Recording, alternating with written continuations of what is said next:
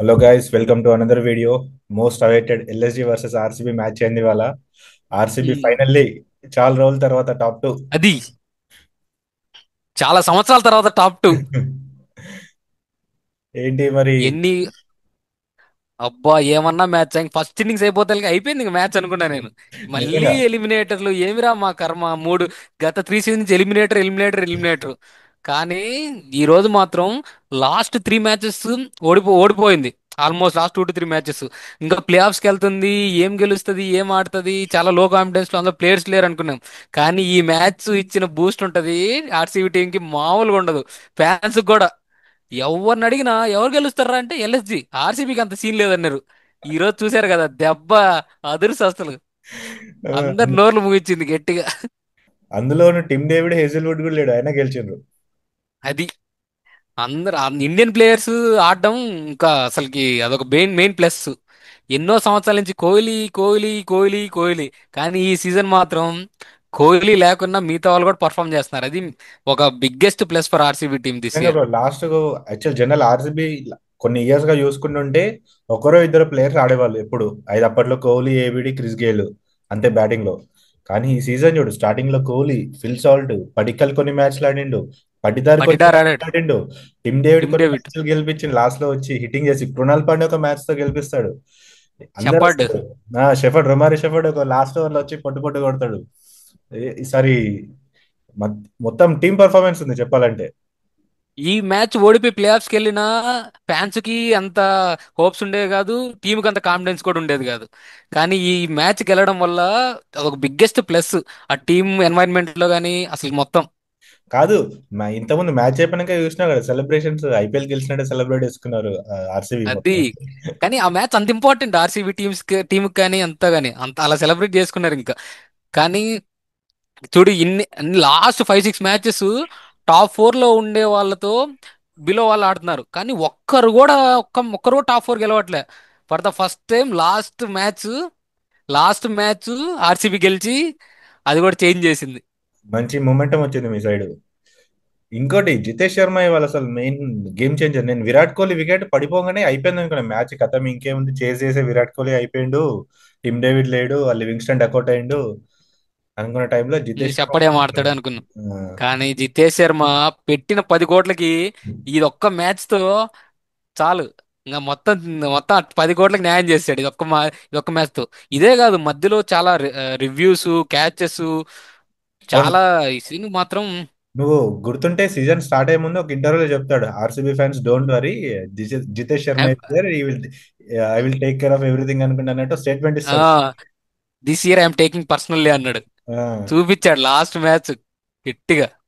But match విషయానికి వస్తే actually starting లో ఎల్ఎస్జి బ్యాటింగ్ బాగా చేశారు. పంత్ మొత్తం ఐపీఎల్ మొత్తం అయిపోయినాక లాస్ట్ మ్యాచ్ లో సెంచరీ కొడతాడు కరెక్ట్.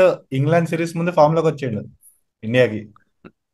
ఈ రోజు కానీ మ్యాచ్ ఓడిపోయింటే, ఓడిపోయింది ఒక బాధ పక్కన పెడితే, పంతు చేత కొట్టించుకొని ఓడిపోయామనేది ఇంకొక పెద్ద అంతే బాధ. కదా, సీజన్ మొత్తం ఆడని థర్ట్ పంత్ పోయిపోయి ఆర్సీబీ క్రూషియల్ మ్యాచ్ లో ఆడిండనే అదొచ్చేది.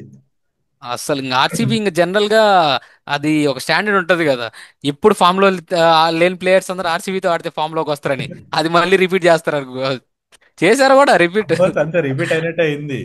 అసలు ఒక్కరిని కూడా వదలకుండా కొట్టేసింది. ఒక్కరు కూడా ఒక నివాన్ తుషార తప్ప మిగతా అందరిని అసలు, అందరు. అందరు 10+ ఎకనామీ. భువనేశ్వర్ కుమార్ కూడా కానీ నువ్వంతు హుషారా వేసాడన్న bowling. Perfect wicket to wicket యార్కర్లు భలే వేసాడు. ఎయిర్లో స్వింగ్ అవుతుందన్న బాల్ నాకు చూశాను. తెలిసి మీకు Hazlewood in case play offs లో ఇన్ కేస్ అవైలబుల్ లేకున్నా తుషార రూపంలో కొంచెం నువ్వంతు డెత్ బౌలర్ రీప్లేస్మెంట్ దొరికిండు. కానీ భువీ ఎస్ దయాలంటే అసలు సపోర్ట్ ఇవ్వట్లే. ఏందో అంత ఎక్స్పీరియన్స్ పెట్టుకుని భువీ కూడా కొంచెం అంటే ఓకేలే, మరి అన్ని రన్స్ ఇస్తారు అనుకోలే. బ్యాటింగ్ వికెట్ ఓకే గానీ ఒక వికెట్ గానీ ఇలా తీస్తారు అనుకుంటా గానీ. మరీ ఎక్కువ ఇచ్చారు రన్స్. కానీ కానీ పంత్ బ్రో మంచి ఫామ్ లోకి వచ్చిండు. యాజ్ అన్ ఇండియన్ ఫ్యాన్ నేను హ్యాపీ. ఆ సిరీస్ ఇండియన్ ముందు టీమ్ కి అదొక ప్లస్. నిజంగా సెంచరీ కొట్టింది కాబట్టి కొంచెం కాన్ఫిడెన్స్ వస్తుంది. ఎందుకంటే అసలుకే కెప్టెన్ ఎల్ఎస్జికి వాళ్ళ టీం ప్లే ఆఫ్స్కి వెళ్ళలేదు. అందులోనే పంత్ కూడా పర్ఫామ్ చేయలేదు, బాగా లో కాన్ఫిడెన్స్ లో ఉన్నాడు. సెంచరీ తోటి పర్లేదు, కొంచెం back to confidence England series ఆ నుంచి. 100 తర్వాత సెలబ్రేషన్ కూడా చాలా రిలాక్స్డ్ ఇలా అన్నాడబ్బా. కదా కొంచెం అందరు కొట్టినాక కూడా రిలీఫ్ గా అనిపించింది పంతులో. ఉమ్. అమ్మయ్య ఫైనల్లీ రన్స్ కొట్టాను అన్నట్టు రిలీఫ్ కానీ ఆ చాలా వరకు ఆ ర్యాక్ షాట్స్ తోనే ఫోర్లు వెళ్ళాయి. ఇటు కొడితే అటు పోవడం, అటు కొడితే ఇటు పోవడం, అన్ని అవే ఉన్నాయి కొన్ని. అవి కానీ పంత్ ట్రేడ్ మార్క్లే అవి. ఉమ్, ఉమ్. కానీ ఫస్ట్ ఇన్నింగ్స్ తర్వాత ఆ స్కోర్ చూస్తే ఎక్కడ వికెట్ పడుతుందని చూస్తే ఒక్క వికెట్ పడట్లే.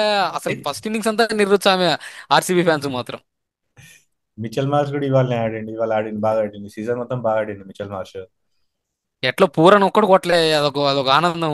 పూరను కనికరం చూపించాడు, అదొక చాలు. కానీ తర్వాత స్టార్ట్ అయిందన్న మంచి స్టార్ట్.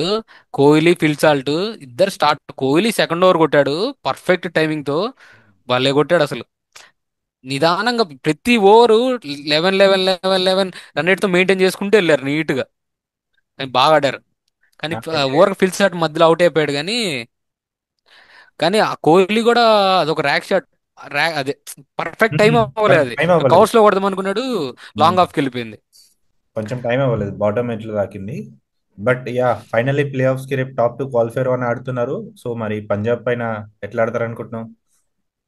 పంజాబ్ మీద, పంజాబ్ రెండు మంచి టీమ్స్, రెండు కప్పు కొట్టలేదు.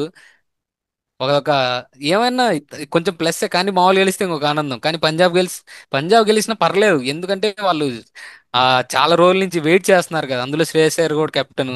మ్మ్. ఓకే, కానీ మామూలుగా గెలిస్తే ఇద్దరికి మంచి హై కాన్ఫిడెన్స్ లో వెళ్ళారు. ముంబై మీద టాప్ టీమ్ తో గెలిచి వెళ్ళారు. వీళ్ళు 239, 230, 228 highest run chase ever for RCB. ఇంకోటి నిజంగా అది కూడా ఈ ఏమో 204 చేసింది లాస్ట్ టైం, ఇప్పుడు 228, ద హైయెస్ట్ రన్ చేజ్. అది అలాంటిది కొట్టి వెళ్తుందంటే ఆ కాన్ఫిడెన్స్ కూడా వేరుంటది. ఈ సీజన్ మొత్తం రికార్డ్స్ అని తిరిగి రాస్తున్నా తెలిసి అన్నవే మ్యాచ్లు గెలిచిండు కదా ఇంకోటి ఈ సీజన్. అన్ని అవే మ్యాచ్లు గెలిచారు. కానీ లాస్ట్ ఇది కూడా ఆ, అంటే లాస్ట్ ఎల్ఎస్జీతో యాక్చువల్లీ నార్మల్గా అవే మ్యాచ్ కాబట్టి అది కూడా గెలిచారు. లాస్ట్ ఉమ్, ఎస్ఆర్ఎస్ మ్యాచ్ అంటే అది మీ హోమ్ మ్యాచ్ లెక్క కాబట్టి అవే మ్యాచ్లు అన్ని గెలిచింది ఈసారి. ఈసారి ఉమ్. మీరు రికార్డ్స్ అన్ని తిరిగి రాస్తున్నారు. మరి మీ ఎందుకో 18th ఇయర్ ఐపీఎల్ నంబర్ 18, మీది ఇదే ఫస్ట్ ఐపీఎల్ ఏమో అని అనిపిస్తుందా? అనిపిస్తుంది. కానీ ఇప్పుడే వద్దు. అప్పుడే అప్పుడే అప్పుడే పండగ చేసుకోకూడదు, అంతా అయిపోయినాక చేసుకుందాం. ఎర్లీ ఫెస్టివల్స్ ఆర్ ఆల్వేస్ కష్టం. అవి చేసుకోకూడదు, ఆల్వేస్ డేంజరస్. యా మీకేమనిపిస్తుంది గైస్? ఆర్సీబీ సార్ టైటిల్ గెలుస్తుందా? కామెంట్ చేయండి చూద్దాం. Bye friends. బాయ్.